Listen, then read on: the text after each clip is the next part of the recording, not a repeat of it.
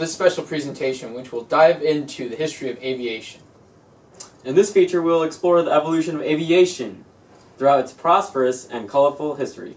I'm Kyle House-Payne, and this is my co-host, Ace Ventura. We will take you through a journey where we'll discuss the first flight to the aircraft of tomorrow. And now to our correspondent Doug in the field. Pew pew pew.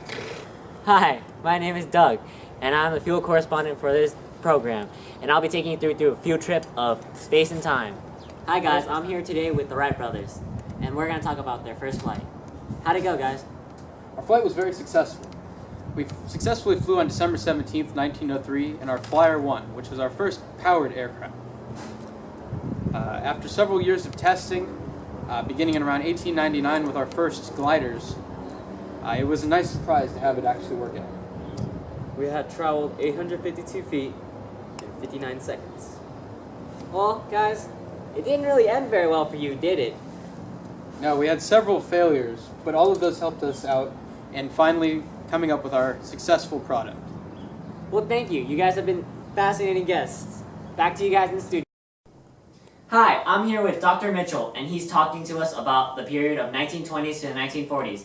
Tell me, Doctor, what was the spirit of aviation like during this time? Well, young one, the spirit of aviation around the areas of 1920s to 1940s witnessed a dramatic change. For example, Charles Lindbergh traveled across the Atlantic Ocean on May 20th to 21st, 1927. Using only a monoplane, he covered 30,610 miles in 33 hours. This inspired many aviators to come and join the aviation field. Such as Amelia Earhart? Tell me about her.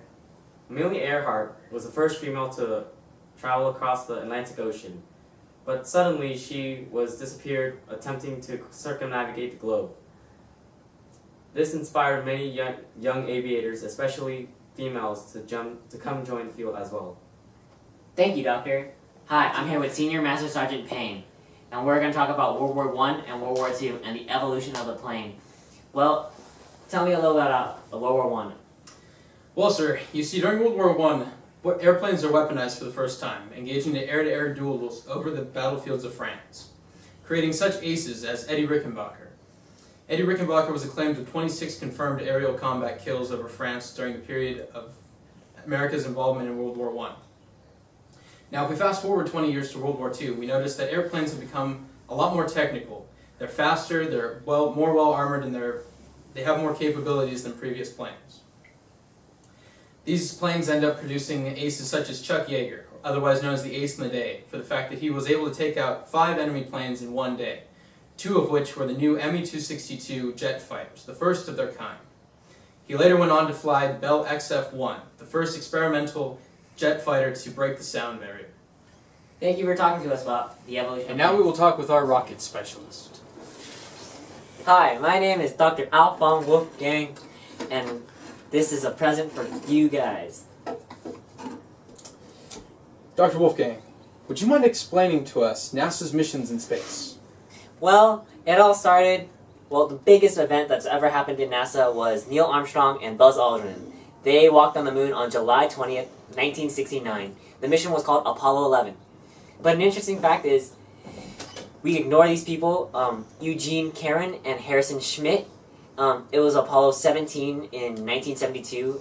They were the famous ones who drove on the moon in their little car, and, well, how we got to the moon and how we planned the trajectory of the moon launch and how we landed on there was all because of Pioneer 4.